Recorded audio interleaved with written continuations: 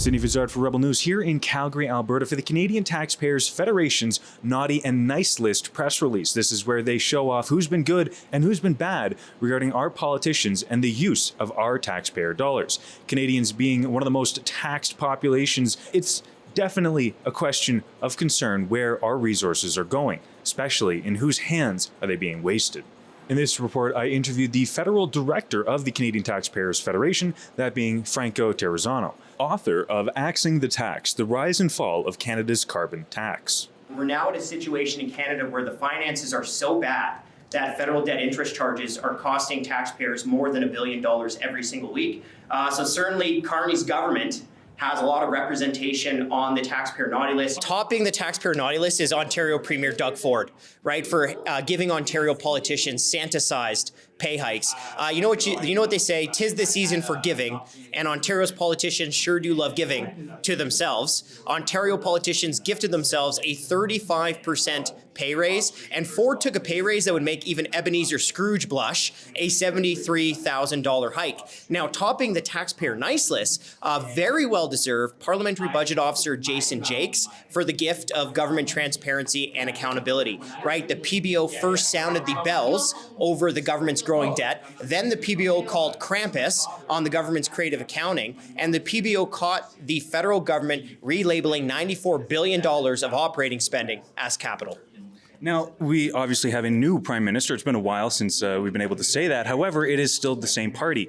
Have you noticed any tangible changes? Is this something that we're going to have to wait and see if they're doing better than Prime Minister Justin Trudeau? Well, Carney's got a lot of representation on the naughty list here this year, right? You've got the federal finance minister, Champagne. He's on the naughty list for sticking future generations with massive government debt bills to pay back. And you also have Carney's public safety minister on the naughty list, and that's for the government's gun ban and confiscation scheme. I mean, look, on both of those issues, that's continuation of the Trudeau era, right? It was under Trudeau that the government first started musing about the gun ban and confiscation, and it was also, Trudeau that doubled the debt, right? Borrowed billions and billions of dollars, and so far what we saw from Carney's first budget is the continuation of that, right? Borrowing tens of billions of dollars a year, sticking Canadians' kids and grandkids with massive debt bills to pay back. Now, we're here in Calgary, and there was recently an MOU signed with the Ottawa government.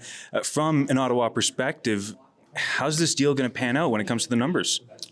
Yeah, I mean, look, the one thing that I think a lot of Albertans as well will be concerned of is, Charlie Brown, Lucy, and the football. Right? I think that might be the big concern for a lot of Albertans. But I think one of the biggest concerns for all Canadians, including Albertans, is the industrial carbon tax increase that was in that agreement, right? Almost immediately after signing the agreement with Premier Danielle Smith, Carney did a press conference and told the reporters that, it's going to include about a 6 times increase in the industrial carbon tax. Well, a carbon tax is a carbon tax is a carbon tax. It makes life more expensive. It hurts our economy, and it doesn't work. Now, people talk a lot about the cost of immigration on our social services. Obviously, this is all funded by taxpayer dollars. Do you guys analyze the immigration effects thoroughly, and what does that look like for everyday Canadians? Well, look, we try to find savings in all areas of the budget, and what I'll say is, like, when the government is borrowing, what are they borrowing? $78 billion this year, right? A $78 billion deficit, no plans to stop borrowing money or balance the budget. The government has to look at all areas, right? The government has to look at all areas to find savings. There really should be no area of the budget that should be off limit to finding savings, especially as the government has been spending like crazy for the better part of a decade, right? Finding savings in every area of the budget and every area of federal government policy should be like finding water in the ocean. Now, there's also the massive deficit that we're talking about here.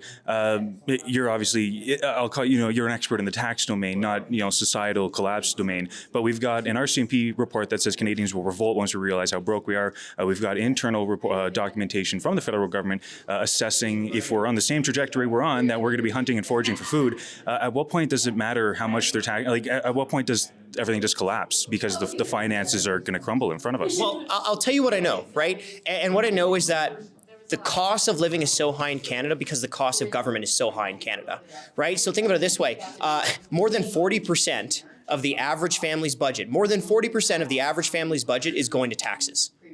right? Essentially take half your paycheck, rip it in half, that's the tax man's. But it's not just that. You also saw, especially during the pandemic, the federal government through its central bank, right, the Bank of Canada, printing hundreds of billions of dollars right out of thin air, in large part to finance Ottawa's deficits. That is the inflation tax. Too many new dollars chasing too few goods, right? The more dollars the government prints, the less your dollars buy. And what is the most important thing for you to focus on regarding the naughty list? Measuring not the individuals that are on the board, but in totality, what is the most important thing you want to advocate for to shift our taxes into the right spot? Yeah, we need a culture change. We need a culture change in government.